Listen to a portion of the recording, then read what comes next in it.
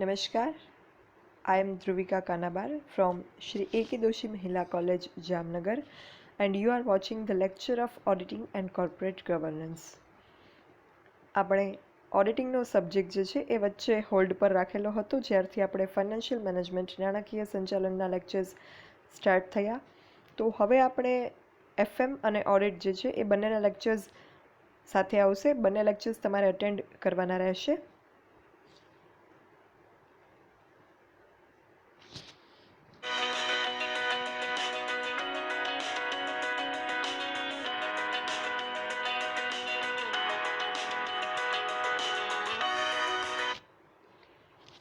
આપણે ઓડિટિંગમાં second ચેપ્ટરમાં types of auditing આના વિશે ડિસ્કશન કરેલું હતું. ઓડિટિંગના અલગ અલગ વ્યૂ પોઈન્ટથી ઘણા બધા ટાઈપ્સ જે છે એ હતા. એમાં આપણે બધા જ ટાઈપનું ડિટેલ ડિસ્કશન અગાઉના લેક્ચર્સમાં ઓડિટિંગના કરેલું છે. અને ઓડિટિંગના ટાઈપ્સ પૂરા થયા પછી આપણે financial management FM subject start કર્યો.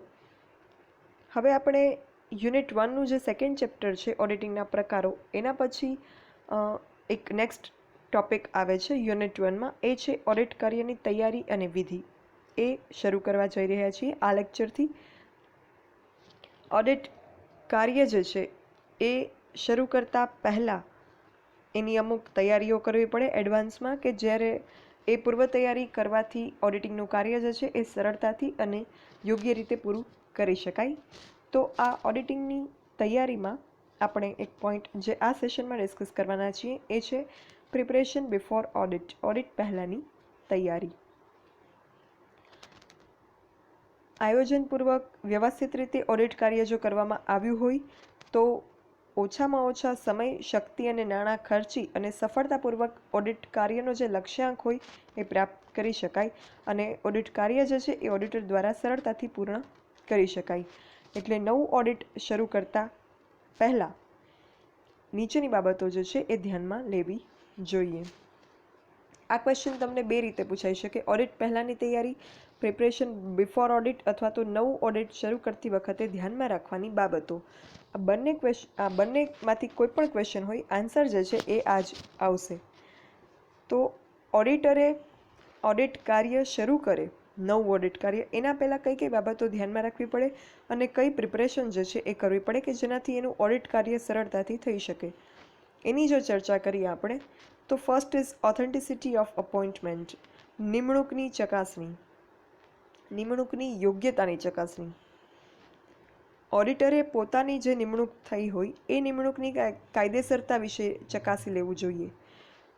જો કંપનીના ઓડિટરની વાત કરીએ તો કંપનીના ઓડિટરની નિમણૂક કંપની ધારાની જોગવાઈ મુજબ થાય એઝ પર કંપનીઝ એક્ટ. અને અન્ય સંસ્થાની જો વાત કરીએ તો એકાકી વેપારી પેઢી કે ખાનગી સંસ્થાના ઓડિટરની નિમણૂક જે છે એ કોન્ટ્રાક્ટ દ્વારા થાય છે, કારણ કે એકાકી વેપારી પેઢી અને ખાનગી સંસ્થાના ઓડિટ કરવું ફરજિયાત નથી. એટલે જો આવી સંસ્થા ઈચ્છે તો એ કરાર કરી અને ઓડિટરને નિમણૂક આપી શકે. તો આ રીતે જે કોઈ કેસ હોય, કંપની સ્વરૂપ કે અન્ય સ્વરૂપના બિઝનેસ યુનિટ, એમાં ઓડિટરની જે નિમણૂક છે એ કઈ રીતે કરવામાં આવી છે, કાયદેસર છે કે નહીં, એની યોગ્યતા એણે ચકાસી લેવી જોઈએ.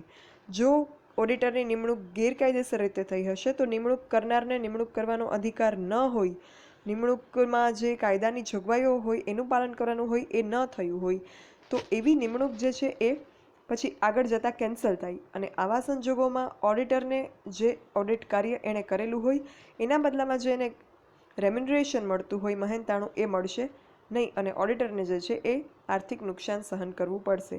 એટલે એ ન થાય એના માટે ઓડિટરે એની નિમણૂકની ઓથેન્ટિસિટી, કાયદેસરતા જે છે એને ચકાસી લેવી જોઈએ ઓડિટ શરૂ કરતાં પહેલાં. એના પછી સેકન્ડ પોઈન્ટ, ઓડિટ કાર્યક્ષેત્ર, સ્કોપ ઓફ ઓડિટિંગ. તો ઓડિટરના કાર્યક્ષેત્રની જો વાત કરીએ તો એમાં શું સમાવિષ્ટ છે, તો એમાં ઓડિટરના હકો, ફરજો, જવાબદારીઓ એ બધી જ સંપૂર્ણ માહિતી એમાં આવે. એના રાઇટ્સ એન્ડ ડ્યુટીઝ અને એની રિસ્પોન્સિબિલિટીઝ. તો એની ઇન્ફોર્મેશન જે છે એ ઓડિટરે મેળવી લેવી જોઈએ. કાયદા અનુસારના ઓડિટના કિસ્સામાં જો વાત કરીએ તો કાયદા દ્વારા જ એનું કાર્યક્ષેત્ર નક્કી કરવામાં આવે છે. એટલે અસીલ પાસેથી, ક્લાયન્ટ પાસેથી, જે ફર્મનું, જે કંપનીનું ઓડિટ કરવામાં આવી રહ્યું છે એમની પાસેથી ઓડિટરે કંઈ જ લેખિતમાં ઇન્ફોર્મેશન મેળવવાની રહેતી નથી, કારણ કે કાયદેસરના ઓડિટમાં કાયદા દ્વારા જ આ બધી જોગવાઈઓ કરવામાં આવેલી હોય કે ઓડિટરનું કાર્યક્ષેત્ર શું રહેશે. બટ ઓડિટરે એ જાણી જ લેવું જોઈએ કે કાયદાની જોગવાઈ વિરુદ્ધ જે છે એને કાર્યની કોઈ ફરજ પાડવામાં ન આવે. આ તો થઈ કાયદેસરના ઓડિટની વાત. બીજું, જો આપણે ખાનગી ઓડિટની વાત કરીએ તો ખાનગી ઓડિટ કાયદા દ્વારા ફરજિયાત બનાવવામાં આવ્યું નથી. તો એ સંજોગોમાં ઓડિટરનું કાર્યક્ષેત્ર, હક, ફરજ, જવાબદારી એ બધું કઈ રીતે નક્કી થશે? તો એ જે છે એ એના અસીલ, એના ક્લાયન્ટ કંપની સાથેના કોન્ટ્રાક્ટ દ્વારા નક્કી થાય. એટલે એ અંગે અસીલ પાસેથી, ક્લાયન્ટ પાસેથી રિટર્નમાં મેળવી લેવું જોઈએ ઓડિટરે, કે જેથી ભવિષ્યમાં કોઈ બાબત માટે જે એના કાર્યક્ષેત્રમાં હક, ફરજ કે જવાબદારીમાં સમાવિષ્ટ નથી એવી કોઈ બાબત માટે ભવિષ્યમાં ઓડિટરને જવાબદાર ઠેરવવામાં ન આવે એટલા માટે એક રિટર્ન કોન્ટ્રાક્ટ સાઇન કરી લેવો જોઈએ ઓડિટરે જ્યારે ખાનગી ઓડિટ કરવામાં આવતું હોય ત્યારે. એટલે ભવિષ્યમાં કદાચ એના પર જો કોઈ આરોપ લગાવવામાં આવે એનું કાર્યક્ષેત્ર, ફરજ, હક, જવાબદારીને લઈને, તો એ ક્લિયર કરી શકે કે એને કોન્ટ્રાક્ટમાં આટલી વસ્તુ મેન્શન હતી અને આટલી વસ્તુ એમાં ઇન્ક્લુડ હતી નહીં. એટલે આ રીતે કાયદેસરના ઓડિટમાં કાયદા દ્વારા અને ખાનગી ઓડિટમાં અસીલ સાથેના કોન્ટ્રાક્ટ દ્વારા ઓડિટરે પોતાના કાર્યક્ષેત્ર અંગેની જાણકારી મેળવી લેવી જોઈએ ઓડિટ શરૂ કરતાં પહેલાં. એના પછી થર્ડ, સ્ટ્રક્ચર્સ, રૂલ્સ, ડોક્યુમેન્ટ્સ, બંધારણ, નિયમ, દસ્તાવેજો. જે સંસ્થાનું ઓડિટ કરવાનું હોય એ સંસ્થાનું બંધારણ, એના નિયમો અંગેના મહત્ત્વના દસ્તાવેજો ઓડિટરે તપાસી લેવા જોઈએ. જો આપણે કંપનીના ઓડિટની વાત કરીએ તો કંપનીના અગત્યના દસ્તાવેજો કયા કહેવાય? તમે CLમાં ફર્સ્ટ યરમાં ભણી ગયા છો. કંપનીના અગત્યના દસ્તાવેજોમાં આવે MOA, AOA, મેઇન 2 દસ્તાવેજ, મેમોરેન્ડમ ઓફ એસોસિએશન એટલે કે આવેદનપત્ર, અને આર્ટિકલ્સ ઓફ એસોસિએશન એટલે કે નિયમન પત્ર. આ કંપનીના મુખ્ય દસ્તાવેજો છે, એ ઓડિટરે ચકાસી લેવા જોઈએ. બીજું, શેર બહાર પાડતી વખતે પ્રોસ્પેક્ટસ, વિજ્ઞાપન પત્ર હોય તો એને પણ તપાસવું જોઈએ. સભા નોંધ હોય તો એને પણ જોવી જોઈએ. આ બધું કંપનીના ઓડિટમાં બંધારણીય દસ્તાવેજો ગણાય. પછી જો ભાગીદારીની પેઢીની વાત કરીએ તો એમાં ભાગીદારી પેઢીનો એક કોન્ટ્રાક્ટ હોય, કરાર ખત હોય, એને વાંચી લેવો જોઈએ. ટ્રસ્ટના ઓડિટની વાત કરીએ તો ટ્રસ્ટનું ટ્રસ્ટ ડીડ જે છે એ એનું બંધારણીય દસ્તાવેજ કહેવાય, એ જોઈ લેવો જ પડે.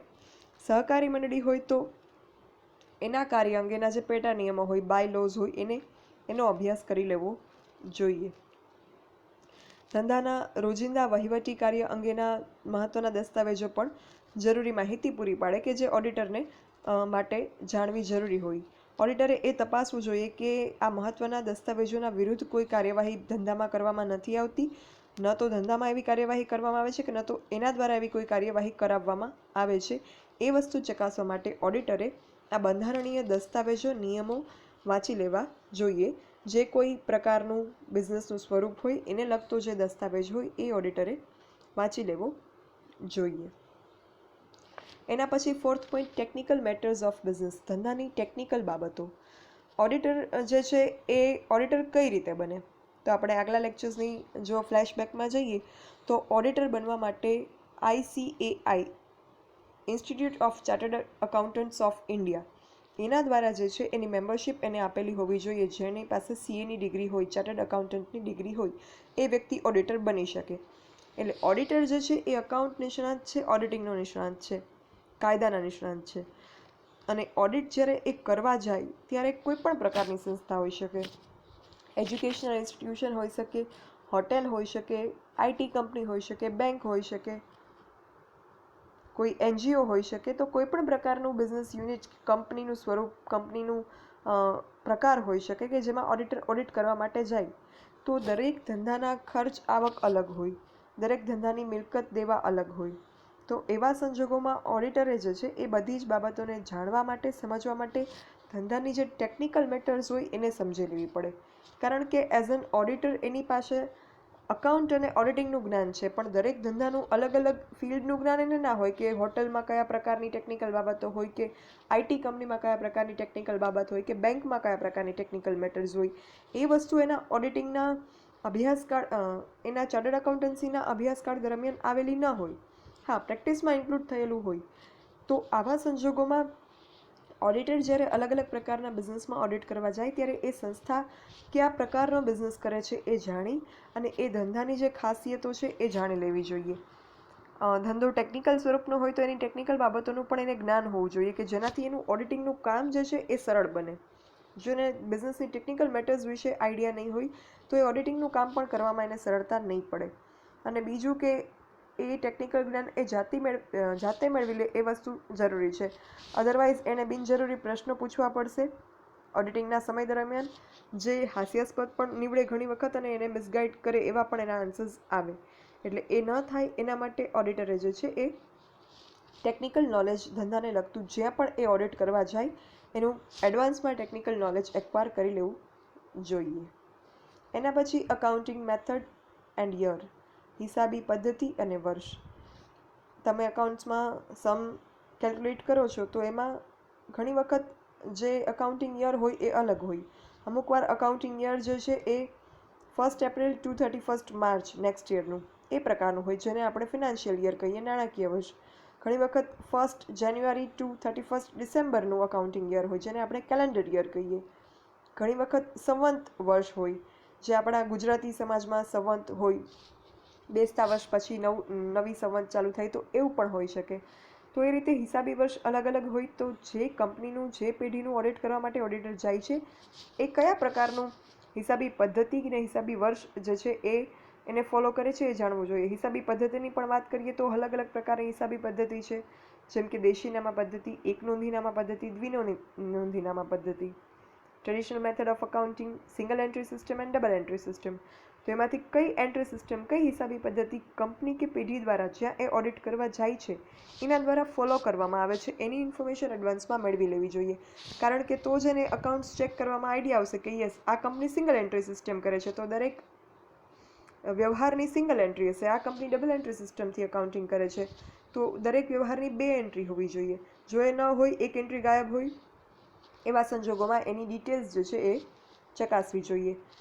બીજું, વેપારી ધોરણે અથવા રોકડના ધોરણે હિસાબો રાખવામાં આવે છે એ ચકાસવું જોઈએ. નાણાકીય વર્ષ કઈ રીતે છે, નાણાકીય વર્ષ છે, હિસાબી વર્ષ કયા પ્રકારનું છે, નાણાકીય વર્ષ કેલેન્ડર યર કે સંવત વર્ષ, એ પણ એને જાણી લેવું જોઈએ કે જેથી એને ખ્યાલ આવે કે ક્યારથી નાણાકીય હિસાબો એણે ક્યાં સુધીના ચેક કરવાના છે. આ જો એને ખ્યાલ હશે તો જે ઓડિટિંગના ઉદ્દેશો છે જેની આપણે ફર્સ્ટ ચેપ્ટરમાં બહુ સ્ટાર્ટિંગમાં ચર્ચા કરેલી, એ ઉદ્દેશો એ ઓડિટ કાર્ય દરમિયાન ઓડિટર જે છે એ યોગ્ય રીતે પાર પાડી શકશે. એના પછીના પોઈન્ટની જો વાત કરીએ તો હિસાબી ચોપડા, બુક્સ ઓફ અકાઉન્ટ્સ. હિસાબી પદ્ધતિ પરથી હિસાબી ચોપડાનો ખ્યાલ આવી શકે. એમ છતાં સંસ્થા કયા પ્રકારના હિસાબી ચોપડા, માહિતીદર્શક પત્રકો, સ્ટેટમેન્ટ્સ, બુક્સ ઓફ અકાઉન્ટ્સ રાખે છે એની માહિતી ઓડિટરે મેળવવી જોઈએ. હિસાબી ચોપડા અને પત્રકો તૈયાર કરનાર અધિકારીઓના, કર્મચારીઓના નામ, સરનામું, એમના ઈમેલ આઈડીઝ, એમના સિગ્નેચરના સેમ્પલ નમૂના મેળવી લેવા જોઈએ કે જે હિસાબી બુક્સમાં એને કંઈ, બુક્સ ઓફ અકાઉન્ટમાં એને કંઈ ડાઉટ લાગે તો એ સાઇન ચેક કરી શકે, કયા અધિકારી દ્વારા કરવામાં આવ્યું એ ચેક કરી શકે અને જરૂર લાગે તો એ અધિકારીનો સંપર્ક કરી અને કોઈ પણ પ્રકારના માહિતી કે ખુલાસા મેળવી શકે. તો આ રીતે હિસાબો તૈયાર કરનાર અધિકારી, કર્મચારીના નામ અને એ હિસાબોને અપ્રૂવ કરનાર જે જવાબદાર અધિકારી હોય, રિસ્પોન્સિબલ ઓફિસર્સ હોય, એમના પણ name, address, email ID, contact details અને સિગ્નેચરના નમૂના એણે મેળવી લેવા જોઈએ. એના પછીના પોઈન્ટની વાત કરીએ તો ઇન્ટરનલ ચેક સિસ્ટમ, આંતરિક અંકુશની પદ્ધતિ. આંતરિક અંકુશ શું છે એ મેં તમને આગલા લેક્ચરમાં સમજાવેલું છે. આગળ ઉપર આપણે એનું ચેપ્ટર પણ એક સમજવાનું છે, એટલે અત્યારે હું તમને આંતરિક અંકુશ શું એ નથી કહેતી. જો તમને યાદ ન હોય તો તમે આગલો લેક્ચર રિવાઇઝ કરી લેજો, જ્યારે મેં તમને આંતરિક અંકુશ શું છે એ સમજાવેલું છે અને રોકડ વેચાણની આંતરિક અંકુશની આખી સિસ્ટમ જે છે એ આપણે ડિસ્કસ કરેલી હતી ડિટેલમાં એક આખા લેક્ચરમાં. તો તમે એ રિવાઇઝ કરી લેજો. આંતરિક અંકુશની પદ્ધતિ વિશે ઓડિટરે જાણવું જોઈએ કે સંસ્થામાં કાર્યક્ષમ, અસરકારક આંતરિક અંકુશની પદ્ધતિનો અમલ થાય છે કે નહીં એની તપાસ કરવી જોઈએ.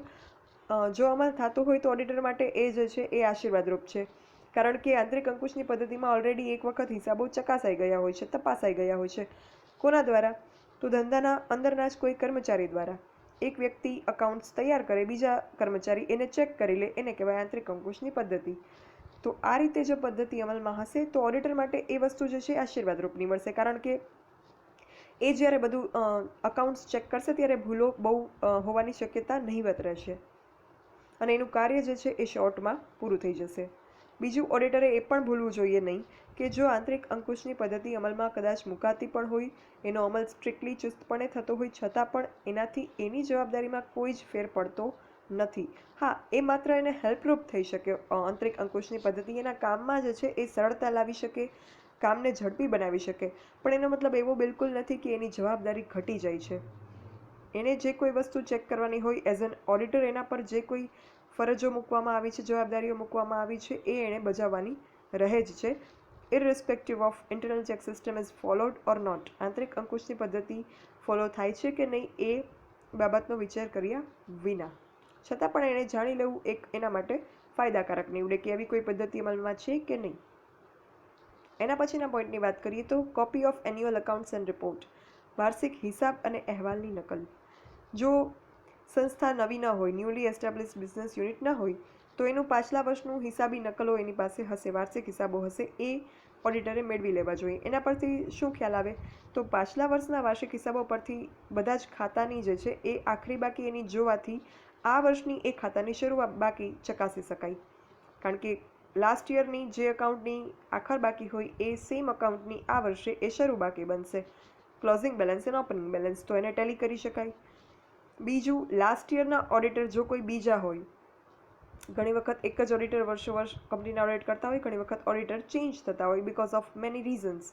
તો જો જે ઓડિટર સંસ્થાનું ઓડિટ કરે છે એણે અગાઉના વર્ષમાં પોતે ઓડિટ ન કર્યું હોય, કોઈ અન્ય ઓડિટરે એ સંસ્થાનું ઓડિટ કર્યું હોય, પોતાની નિમણૂક આ સંસ્થામાં નવી હોય, તો એણે લાસ્ટ યરના ગત વર્ષના ઓડિટ અહેવાલની પણ નકલ મેળવી લેવી જોઈએ. એના ઉપરથી એને ખ્યાલ આવશે કે લાસ્ટ યરમાં સંસ્થાનું જે ઓડિટ થયું એ દરમિયાન ઓડિટરે કયા એના રિપોર્ટમાં કઈ કઈ મેટર્સ જે છે એને ડિસ્ક્લોઝ કરી છે. તો એનાથી એને એક બેકગ્રાઉન્ડ બની જશે પોતાનું ઓડિટ કામ કરવા માટેનું. ફાઇન. એના પછી નેક્સ્ટ જોઈએ ઇન્સ્ટ્રક્શન્સ ટુ ધ ક્લાયન્ટ, અસીલને સૂચના. ક્લાયન્ટ એટલે જે કંપની કે જે પેઢીનું ઓડિટર કરવા જઈ રહ્યા છે એ કંપની કે પેઢી એટલે અસીલ ક્લાયન્ટ. આપણે વસ્તુઓ વેચીએ એમાં ગ્રાહક અને વેપારી કહેવાય. વસ્તુ અને સેવા એ બંનેમાં શું ફરક છે તમે બોમ્બ સબ્જેક્ટમાં ફર્સ્ટ યરમાં ભણી ગયા હશો. વસ્તુ એટલે કે જે દેખાઈ શકે, જેને આપણે અડી શકીએ, અને સેવા કે જેને આપણે which is not visible or tangible. Services are intangible and invisible. એને આપણે જોઈ કે સ્પર્શી નથી શકતા, એને આપણે માત્ર અનુભવી શકીએ છીએ. તો વસ્તુઓનું જ્યારે વેચાણ થાય ત્યારે લેનાર વ્યક્તિ ગ્રાહક કહેવાય, અને સેવા વિચ ઇઝ ઇનટેન્જિબલ એન્ડ ઇનવિઝિબલ એ જ્યારે આપવામાં આવે ત્યારે એ લેનારને એના ગ્રાહક ના કહેવાય, એ લેનારને એના ક્લાયન્ટ અસીલ કહેવાય. જેમ કે વકીલની સેવા, બ્યુટી પાર્લરની સર્વિસમાં પણ ક્લાયન્ટ કહેવાય, બેંકમાં પણ ક્લાયન્ટ કહેવાય. તો એ રીતે ઓડિટર જ્યારે સેવા આપે ત્યારે એ ઓડિટ સર્વિસ છે. ઓડિટ જે છે એ વસ્તુ નથી, માલ નથી, સર્વિસ છે. સો ઓડિટ કાર્યની ઓડિટ સેવા જે લે એ લેનારને કહેવાય, એ લેનાર ઓડિટ સેવા લેનાર કંપની કે પેઢીને કહેવાય એના અસીલ કે ક્લાયન્ટ. ઓડિટ કાર્ય માટે જરૂરી વિગતો મળી શકે એ હેતુથી ઓડિટરે અસીલને પણ સૂચના આપવી જોઈએ. અસીલને અમુક પ્રકારની સૂચના આપવાથી ઓડિટર પોતાનું કાર્ય જ્યારે જોઈન કરે ઓડિટ વર્ક ત્યારે એ સરળતાથી કરી શકે.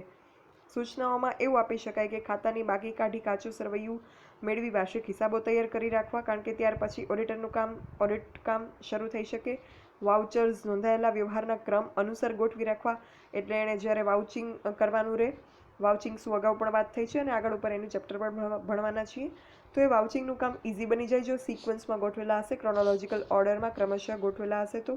એ ઉપરાંત અમુક પત્રકોની માહિતી તૈયાર કરવાનું અસીલને સૂચના આપી શકાય, જેમ કે લેણદાર અને દેવાદારોના પત્રકો, ક્રેડિટર્સ અને ડેટર્સ સ્ટેટમેન્ટ્સ, સ્ટોકના મૂલ્યાંકનની પદ્ધતિ અંગેની નોંધ, અને આખર માલનું સ્ટોક પત્રક, સ્ટોક કેલ્ક્યુલેશન, સ્ટોક ઇવેલ્યુએશનની મેથડની ઇન્ફોર્મેશન, અને ક્લોઝિંગ સ્ટોકનું સ્ટેટમેન્ટ. પછી પડતર કિંમત અને બજાર કિંમત દર્શાવતું રોકાણ પત્રક, કોસ્ટ પ્રાઇસ અને માર્કેટ પ્રાઇસ મેન્શન કરતું હોય એવું ઇન્વેસ્ટમેન્ટ સ્ટેટમેન્ટ. એના પછી ઘાલખાત અને ઘાલખાત અનામતની માહિતી દર્શાવતું પત્રક, bad debts and bad debt રિઝર્વની ઇન્ફોર્મેશનનું સ્ટેટમેન્ટ. પછી સંભવિત દેવાનું પત્રક, પ્રોસ્પેક્ટિવ ડેટ્સનું સ્ટેટમેન્ટ. પછી મૂડી ખર્ચાનું પત્રક, કેપિટલ એક્સપેન્ડિચરનું સ્ટેટમેન્ટ. પ્રસારિત ખર્ચાનું પત્રક, ડિફર્ડ રેવન્યુ એક્સપેન્ડિચરનું પત્રક. આ વસ્તુ પણ મેં તમને અગાઉ સમજાવેલી છે કે કેપિટલ એક્સપેન્ડિચર, રેવન્યુ એક્સપેન્ડિચર અને ડિફર્ડ રેવન્યુ એક્સપેન્ડિચર, મૂડી ખર્ચા, મહેસૂલી ખર્ચા અને પ્રસારિત મહેસૂલી ખર્ચા. પછી જાંગડ માલ, આડત માલ, શાખા પાસેના માલના પત્રકો, કન્સાઇનમેન્ટ સ્ટોક અને બ્રાન્ચ સ્ટોકના સ્ટેટમેન્ટ્સ. પછી અગાઉથી મળેલ આવક, કરેલ ખર્ચ, બાકી આવક અંગેના ખર્ચની વગેરે માહિતી તૈયાર કરી રાખવાનું અસીલને કહી શકાય. Income received in advance, expenses incurred, income bills receivables. તો આ પ્રકારની ઇન્ફોર્મેશન જે છે એ જો ક્લાયન્ટ તૈયાર કરી રાખે તો ઓડિટર જે છે પોતાનું કાર્ય જતાવેત સરળતાથી અને એક સિક્વન્શિયલ મેનરમાં પરફેક્ટલી પ્રોપરલી ચોકસાઈપૂર્વક કામ કરી શકશે. તો આ હતું પ્રિપરેશન બિફોર ઓડિટ. ઓડિટ પહેલાંની તૈયારી કે નવું ઓડિટ શરૂ કરતી વખતે ધ્યાનમાં રાખવાની બાબતો. Points to be considered while starting new audit, points to be considered while initiating new audit. એમાં આટલા પોઈન્ટનો સમાવેશ થાય છે. તમારી બુકમાં આ ક્વેશ્ચન જે છે એમાં દરેક પોઈન્ટના સેકન્ડ પેરેગ્રાફમાં અમુક કેસ ડિસ્કસ કરેલા છે 3 થી 4 લાઇનમાં.